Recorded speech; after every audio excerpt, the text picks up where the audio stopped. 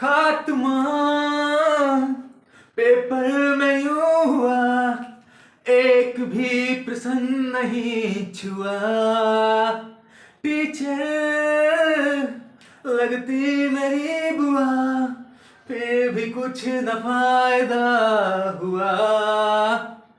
कैसे ये क्वेश्चन आए हमसे एक ना हो पाए, कैसे ये क्वेश्चन आए हमसे एक ना हो पाए। जाने ये किसने सारे पेपर बनाए। सैयारा वे सैयारा, नहीं आ रहा कुछ नहीं आ रहा, क्योंकि अपने वीडियो देखा नहीं हमारा। नहीं आ रहा कुछ नहीं आ रहा, नहीं आ रहा कुछ नहीं आ रहा, क्योंकि अपने वीडियो देखा नहीं हमारा। नमस्कार दोस्तों, हम लोग आए हैं और हास्य रस को लाए हैं। अभी आपने जो गाना सुना है, आपको मन में थोड़ी सी मुस्कान फूटी होगी, और यही मुस्कान जो मन में भाव उत्पन्न हुए हैं, यही होता है रस। तो किसी वस्तु को देख के मन में जो कोई भी भाव उत्पन्न हो जाए, कभी हमने मूवी देखी और इतनी दुख भरी मूवी थी कि आंसू आ गए, तो ये हमारे अंदर एक भाव उत्पन्न हो गया, दुख की भाव उत्पन्न हो गया। तो हम आज पढ़ेंगे रस, और रस में पढ़ेंगे हास्य रस। तो हास्य रस को एकदम चुटकियों में मक्खन की तरह मसल देते हैं। चलो देखो बच्चों, हास्य रस क्या होता है, परिभाषा समझने पहले। किसी पदार्थ या व्यक्ति की आकृति, वेशभूषा, चेष्टा, किसी पदार्थ की आकृति मतलब ऐसी रखी है कोई वस्तु जिसकी आकृति देख के मन में हंसी भाव उत्पन्न हो गया। वेशभूषा, किसी का पहनावा ऐसा है कि मन में मजा आ जाता है। चेष्टा, उसकी हरकतें आदि को देखकर सहृदय, बच्चे सहृदय का मतलब होता है ऐसा हृदय, मतलब पत्थर दिल नहीं, ऐसा हृदय जिसमें करुणा भावना हो। सहृदय में जो विनोद मतलब आनंद का भाव जागृत होता है, उसे हास्य कहा जाता है, उसे हास्य कहा जाता है। और यही रहास जब विभाव, अनुभाव तथा संचारी भाव से पुष्ट हो जाता है, तो उसे हास्य रस कहा जाता है। तो देखो बच्चे, क्या होता है, सिंपल सी परिभाषा है। किसी पदार्थ को देखा, किसी या फिर व्यक्ति को देखा, उसकी आकृति, उसकी बनावट देखी हमने, या फिर क्या कहा, उसकी वेशभूषा, उसका पहनावा देखा, अरे ये क्या पहना है, और या तो हमने उसकी चेष्टा देखी मतलब हरकतें देखी, आदि को देखकर सहृदय में, अपने हृदय में जो विनोद का भाव उत्पन्न होता है, विनोद मतलब आनंद का भाव जो जागृत होता है, उसको हास्य कहते हैं। और जब यही हास्य विभाव, अनुभव और संचारी भावों से पुष्ट होता है, तो उसे क्या कहा जाता है, हास्य रस कहा जाता है। अब बच्चे तुमसे पूछता है 12th में या फिर 10th में कि इसकी परिभाषा क्या है, फिर इसका उदाहरण क्या है। उदाहरण आपको याद रखना पड़ेगा। उदाहरण देखिए, नाना वाहन नाना वैसा, नाना वाहन नाना वैसा, बिहसे सब समाज निज देखा, कोहू मुखहीन विपुल मुख कोहू, और बिन पद कर कोहू बहुपद बाहू। अब देखो क्या है इसका मतलब समझते हैं।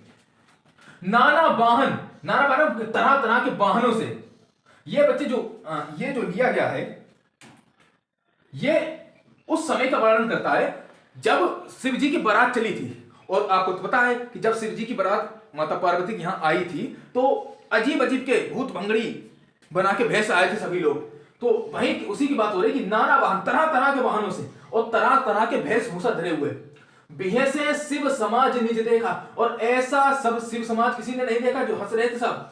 कोहू मुखहीन, किसी का मुख ही नहीं है, किसी के गर्दन से मुख ही नहीं है, ऐसे विचित्र विचित्र भेष बना के आए थे सभी लोग कि किसी का मुख नहीं है। विपुल मुख काहू, विपुल मतलब होता है बहुत से, किसी के बहुत से मुख है, किसी का तो मुख नहीं है, किसी के बहुत से मुख है।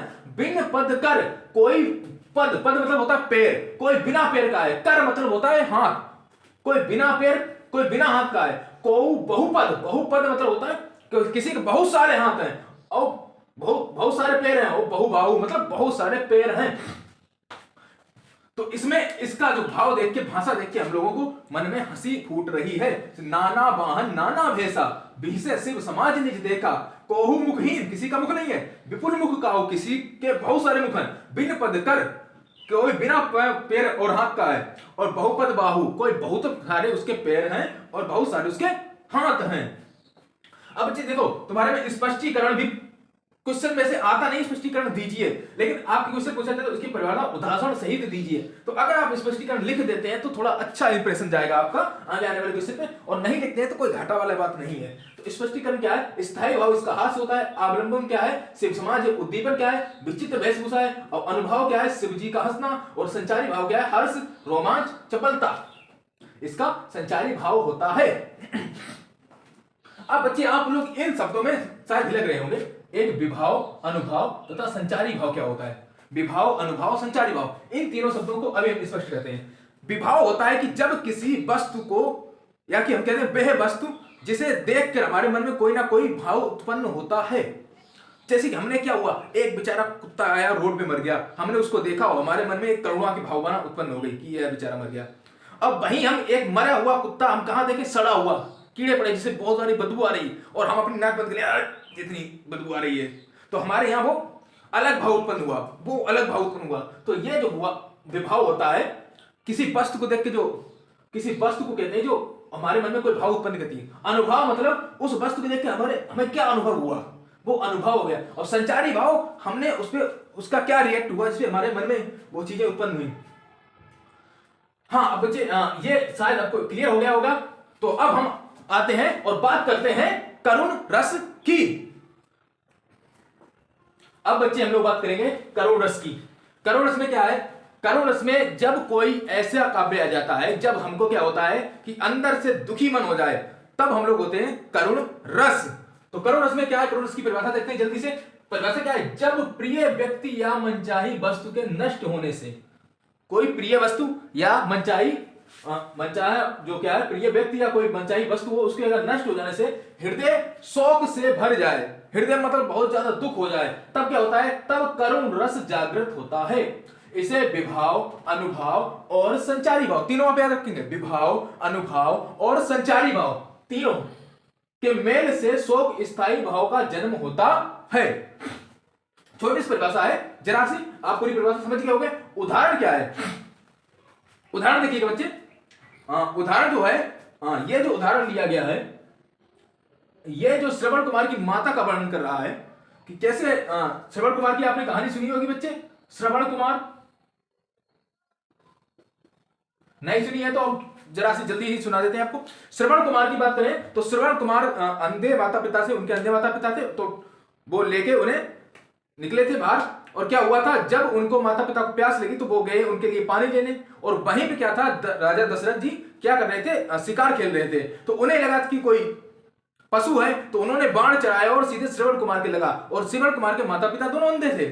और श्रवण कुमार क्या हुआ, वहीं पे उनकी मृत्यु हो जाती है। तो उनकी माता रो रो के वर्णन कर रही है, उसी को इस काव्य में लिखा गया है। माता रो रो के उनकी क्या कह रही है, उनकी माता कह रही है, देखो, मणि खोए भुजंग सी जननी।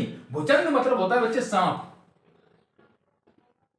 सांप, सांप होता है, भुजंग मतलब होता है सांप। मणि खोए, ऐसा सांप जिसने मणि खो दी है, ऐसा सांप, मणि वाला सांप ना, जिसने क्या किया है, अपनी मणि खो दी है। मणि खोए भुजंग सी जननी, जननी मतलब होता है माता, जननी मतलब माता, मतलब ऐसा सांप जिसने मणि खो दी। और मतलब माता यानी कि श्रवण कुमार की माता, उनकी मणि क्या है, श्रवण कुमार, तो उन्होंने अपनी मणि खो दी है। मणि खोए भुजंग सी जननी, फनसा पटक रही थी शीश, ऐसे ऐसे अपना शीश पटक रही थी, जैसे कि मणि खो गई हो किसी नाम की, वो ऐसे ऐसे सांप फन पटकता है अपने, ऐसे उनकी माता अपना सिर पटक रही थी, ऐसे रो रो के कह रही थी, मणि खोए भुजंग सी जननी, फनसा पटक रही थी शीश, अंधी आज बनाकर मुझको। और भगवान से क्या कह रही है, अंधी आज बनाकर मुझको, किया न्याय तुमने जगदीश। जगदीश मतलब भगवान विष्णु, भगवान विष्णु से वो कह रही हैं कि अंधी आज बनाकर मुझको, ऐसा कैसा तुमने न्याय कर दिया है कि हमारे पुत्र को तुमने हमसे छीन लिया है। तो आपको याद हो गया होगा, मणि खोए भुजंग सी जननी मतलब मणि खोए भुजंग सी जननी, माता अपना ऐसे शीश पटक रही है जैसे कि किसी सांप की मणि खो जाने पे वो ऐसे करके शीश पटकता है। मणि खोए भुजंग सी जननी, फंसा पटक रही थी शीश, अंधी आज बनाकर मुझको, किया न्याय तुमने जगदीश। भगवान से कह रही, अंधी आज बनाकर मुझको, तुमने ऐसा न्याय किया हमारे साथ कि हमारा प्रिय पुत्र हमसे छीन लिया है। अब स्पष्टीकरण बच्चे, हमने पहले भी कहा है, आपसे मात्र परिभाषा उदाहरण पूछी जाती है, अगर आपको स्पष्टीकरण देना है तो आप दे दीजिएगा, इससे अच्छा एफर्ट पड़ता है, इससे टीचर की नजरों में आपका जो रिजल्ट होता है वो थोड़ा अच्छा हो जाता है, आपका इंप्रेशन थोड़ा अच्छा हो जाता है। स्पष्टीकरण अगर देना दे दीजिए। इसमें स्थायी भाव क्या है, शोक है, अनुभाव क्या है, सिर का पटकना, और संचारी भाव क्या है, विषाद, विलाप या फिर स्मृति। तो अब बच्चे हम लोग बात करेंगे वीर रस की। तो अब बच्चे हम लोग पढ़ेंगे वीर रस, और वीर रस के बारे में क्या है, वीर रस अच्छा बच्चों हाई स्कूल के लिए नहीं है, हाई स्कूल के लिए सिर्फ दो ही है, आप करुण रस और हाथ से रस को पढ़ लीजिएगा, लेकिन ये 12th के लिए वीर रस एक 3 पढ़ लीजिएगा। 12th में 3 में से एक ना एक फंसी जाएगा, एक हाथ से रस, एक करुण रस और एक वीर रस। 12th में बस इतनी जरूरत है। और 12th में जब भी क्वेश्चन पूछा जाता है उसकी परिभाषा और उदाहरण सहित पूछा जाता है, तो आप स्पष्टीकरण दें या ना दें उससे कोई ज्यादा महत्व नहीं रखता है। लेकिन बच्चे आप अगर स्पष्टीकरण देते हैं तो आपकी अच्छी छवि प्रस्तुत होती है एग्जामिनर के सामने और आपको तो नंबर से मतलब है। तो अच्छा बच्चे, अब हम स्टार्ट करते हैं। परिभाषा इसकी क्या है? युद्ध करने के लिए अथवा नीति धर्म आदि की दुर्दशा को मिटाने के लिए, या तो युद्ध करने के लिए, या तो नीति सरकार की जो नीतियां उसको, या फिर धर्म आदि की दुर्दशा, नीति और धर्म की अगर दुर्दशा हो रही है उसको मिटाने के लिए, कठिन कार्यों के लिए मन में उत्पन्न होने वाले उत्साह से वीर रस की उत्पत्ति होती है। और इसका उदाहरण आप एक सरल उदाहरण देंगे। कौन सा उदाहरण है? वही वाला जो हम लोगों का आ रहा है। आरंभ है प्रचंड बोले मस्तकों के झुंड, आज जंग की घड़ी की तुम गुहार दो, आन बान शान या की जान का हो दान, आज एक धनुष पे बाण को उतार दो। बच्चे समझ गए होंगे? ये बड़ा ही सरल है, आप इसको याद कर लेंगे। और अगर ये आपको शुरू से देखिएगा लास्ट तक और सारी चीजें नोट कर लीजिएगा, आपको ये सब के सब बहुत ही जल्दी याद हो जाएगा और ये नंबर बिल्कुल पक्के हैं, आपके एग्जाम में जरूर आते हैं। और जय हिंद। आज के लिए इतना ही।